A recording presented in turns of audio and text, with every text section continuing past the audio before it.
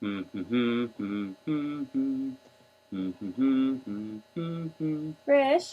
Yeah? what are you doing? We have to do podcast now. I know, but it's our birthday. It is? Yeah. This is our 1-year birthday. It is! We're 1 year old, guys, and we've got a really good podcast set up for you. So let's get it started. This is Din. And this is Rish. And welcome to Z Talk, the Zelda Dungeon podcast.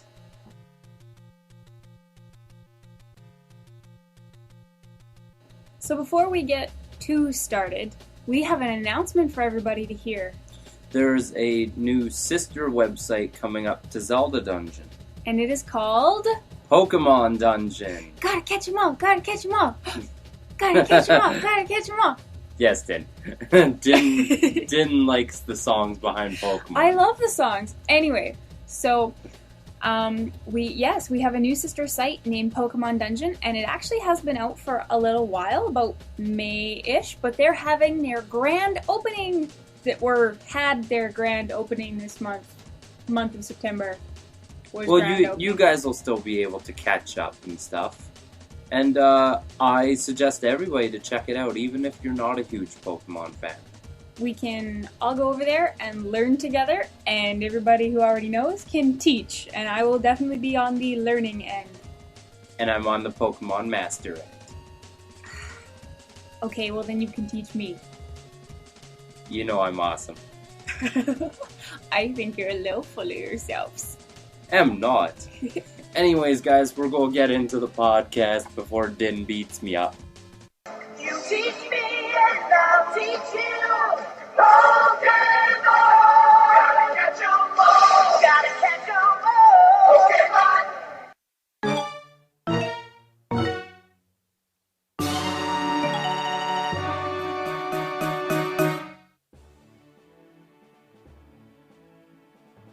So that random guy's here again. Really? Yeah, you know which one I'm talking about. I know which one you're talking about. That random person who just kind of hangs out and pops in and out every once in a while and leaves us random stuff to put on the podcast. Yeah, pretty much. Alright, well, let's listen to it. Yo, what's up, ZD? Random person here, and you are listening to Random in Person, where the random person, that is myself, ladies and gentlemen, gives his random thoughts about the random things he thinks about in Zelda. Randomly, of course, with a side of randomness. Now, this past winter or summer, depends on where you live, I finally got a chance to play Wind Waker. People have been telling me all the time, Random, you haven't played Wind Waker? I'm like, no, I haven't had the time to play Wind Waker. What do you mean play Wind Waker? It's one of the best Zelda games ever, if not the best Zelda game. I'm like, I know, I really need to play Wind Waker. And so I have. Now, I must say the game did not disappoint. It is an extremely good game and an extremely good Zelda game. And we all know I love me some good Zelda games. And as I was playing, holding that clunky GameCube controller, I really don't like that controller, I noticed a lot of different things I could talk about in the podcast. But the main thing that stood out, other than the fat Ganondorf, was that Wind Waker differs completely opposite of Twilight Princess. And that's really what I'm going to be talking about today, ladies and gentlemen, boys and girls, this and it's. And when you look at my made-up chart of statistics here that I have right in front of me, you will see that Wind Waker is actually more suited for childlike imagination, a childlike aspect, while Twilight Princess is actually down here at the bottom. Can you see it? Twilight Princess is actually more of a realistic adult type environment. Yes. And ladies and gentlemen, these are made up statistics, but 80% of all statistics are made up. So these are just as legit as any statistics. And as I was talking about some of this stuff to some other ZDers, it came in the conversation, I don't know if it was my idea or if I'm completely stealing it from somebody, that these two are like this because they're different variations of Ocarina of Time. And when that idea came out, it was like, I was like, OM goodness. Revolution! But looking at OOT aspect, It has Link, Zelda, and Ganondorf. It has a child Link with some cartoony aspects to it. It also has adult Link and some realistic aspects to it. And it seems so whole, complete, and it is almost virtually agreed to be considered the best Zelda game by a lot of people. And going off of that, Wind Waker took the cartoon aspect, the childlike aspect of Ocarina of Time, and only used that aspect. So we were given a cartoon style environment with cell shading, and the colors are very bright and stand out, and it's a really happy game. You know, some bad things happen, but it's really happy.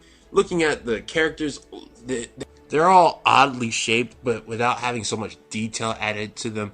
And our three main dudes, you know, Link's head is big and round, Ganondorf is like Santa Claus, and Zelda actually got some to her.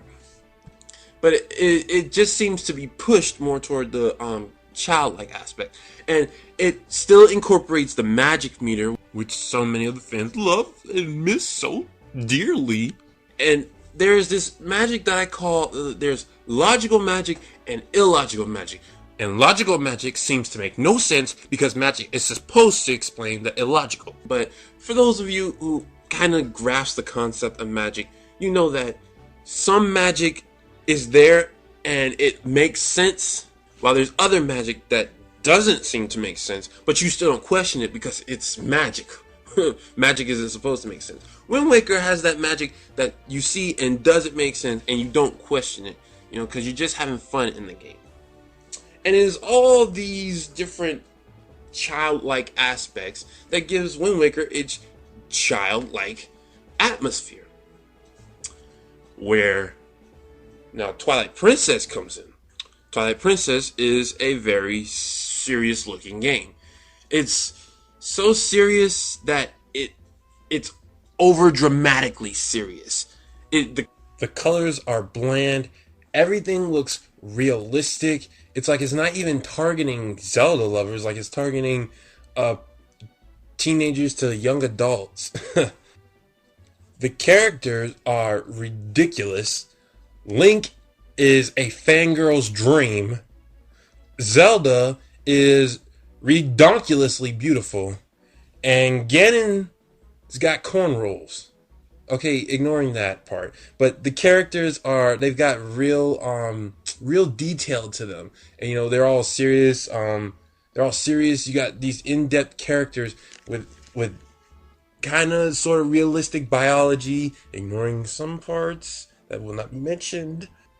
And you are given a pure adult Link. You don't have any child aspect to him. Also, this game incorporates the logical magic I was talking about.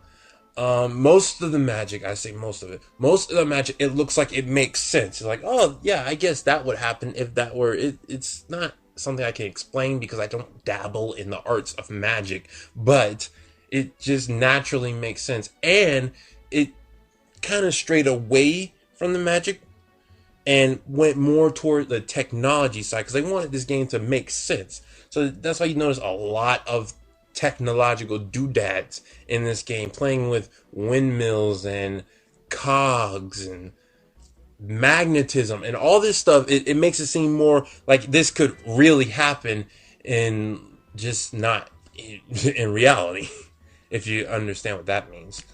And these two games actually foil each other. And if you don't know what that means, here comes the literature. Not in me. Foil, ladies and gentlemen, is when two characters act so different that they bring out each other's characteristics.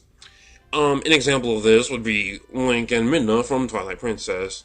Link is a very heroic character, while Midna is a very mischievous character, and they bring out each other. So the characters really emphasize each other, which is what I think the games Wind Waker and Twilight Princess do. They actually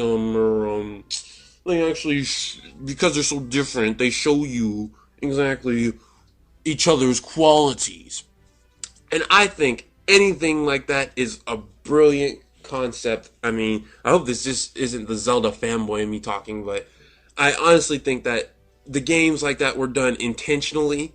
And I think that's just brilliant. I mean, because people know that I like literature and I talk a lot about the literature aspects of stuff. And just the thought that two video games are foiling each other like characters are supposed to do.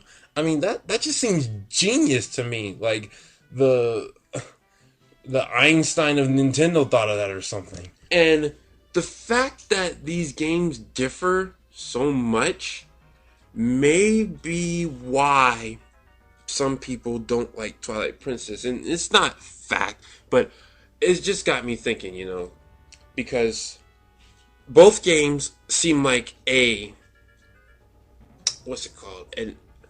sequel to Ocarina of Time, because both games are a sequel to Ocarina of Time. Yes, Twilight Princess did happen after Majora's Mask, but Majora's Mask is in another dimension. So take that curveball, throw it in the park, and leave it alone. And say that these two occurred after Ocarina of Time. They were meant to seem like games that occurred after Ocarina of Time.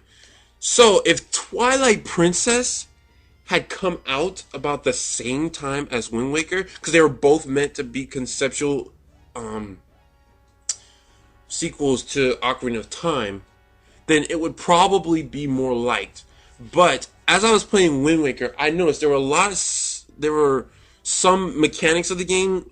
Some of them were similar to what you would find in Twilight Princess, like the scale method. When I saw it in Twilight Princess, I thought it was in the Temple of Time. I thought it was genius, but it was in Wind Waker first, which I didn't know. So it seems like Twilight Princess didn't really take Wind Waker's game aspects and step them up. It took Ocarina of Time's game aspects and stepped them up to a level of maturity. You see what I'm saying? While Wind Waker did the same thing, but it stepped them up to a level of playfulness. And so if you look at Twilight Princess as in-game aspect-wise, a sequel to Ocarina of Time, because it's a sequel to Ocarina of Time in everything else about Twilight Princess, then for those of you who don't like Twilight Princess, then you may be able to appreciate it more, since you'll see that Ocarina of Time actually splits both ways, and you'd find Twilight Princess and Wind Waker about in the same spot, game mechanic wise. So in conclusion, Wind Waker to the left, Twilight Princess to the right. One took the childlike aspect of Ocarina of Time and used that to make a very rupee game, and one took the adult-like aspect to make an extremely rupee game. And it's kind of funny because Wind Waker is actually the adult timeline, yet it took the childlike aspect, and Twilight Princess is actually the child timeline, but it took the adult, yeah. And that's it. So those are my thoughts. You can agree with them, or you cannot. I'm just some random person. And, oh yeah, if you have questions, you contact me at randomperson21119@yahoo.com, because some people have been questioning me. And, well, that was random, and I'm out. Wind Waker and Twilight Princess differences. That's a good topic. And you know what? At the end there, about Wind Waker being childlike, but on the adult timeline, and Twilight Princess being adult-like on the child. That's just, my mind is gone. Bleeding from the brain. But you know what? It was good. It was very good. Thank you so much, Random Person, for your segment, and we hope to randomly see you around sometime. Cha-cha! Oh, not another random pun.